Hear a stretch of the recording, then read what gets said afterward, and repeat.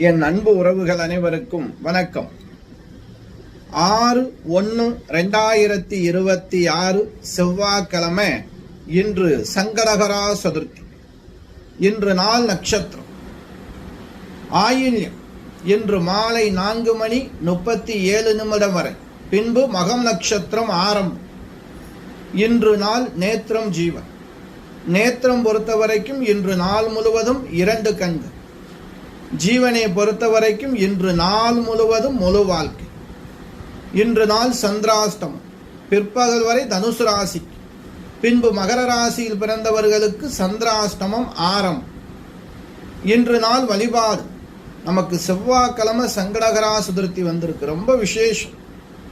இந்த கடன் தீர, பண பிரச்சனைகள் எல்லாம் தீர, மங்களம் உண்டாக, திருமணம், சுபகாரிய நிகழ்ச்சிலாம் தடையா இருக்குது. இதெல்லாம் காரிய தடைகளா இருந்துச்சுன்னா நிவர்த்தி ஆகும். மாலை நேர வழிபாடு விநாயகர் வழிபாடு.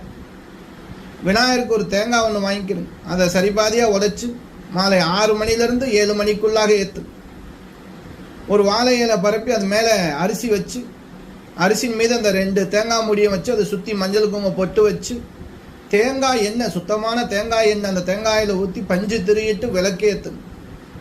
விநாயகருக்கு அருகம்புல்லால அர்ச்சனை பண்ணு. கண்டிப்பா மங்களம் உண்டாகும். செவ்வாய்க்கிழமை முருகன் வழிபாடு ரொம்ப சிறப்பு. செவ்வாழைப்பழம் 2 செவ்வாழைப்பழம் வெற்றிலை கழிப்பா கொடுத்து உங்க பேர்ல அர்ச்சனை பண்ணிக்கோங்க. செவ்வாய்க்கிழமைனா ராவுகாலம் மறந்துடக்கூடாது.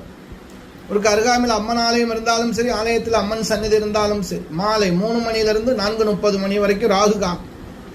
மனசுக்கு நிறைவு, நிம்மதி கிடைக்கணும். காரிய தடையெல்லாம் விலகணும், மங்களம் உண்டாகணும். ராகு காலத்துல மாவிளக்கு தீபம் ஏத்துங்க. காரியத்தடை ரொம்ப இருக்கு, மனசுக்கு ரொம்ப வேதனை இருக்கு அப்படின்னு நினைச்சேன்னா ராகு காலத்துல மாவிளக்கு தீபம் ஏத்துங்க. இல்லை அப்படின்னா 2 நல்லெண்ணெய் விளக்கு ஏத்துங்க. செவ்வரளி பூ கிடைச்சா ரொம்ப விசேஷம். இல்லைன்னா தாளம்பூ குங்குமம் கடைகளில் கிடைக்கும், கேட்டு வாங்கிக்கிறங்க. வாங்கி உங்க பேர்ல அர்ச்சனை பண்ணுங்க. சகல விதமான காரிய தடைகளும் நிவர்த்தி ஆகும். நல்லது நடக்கும். நன்றி.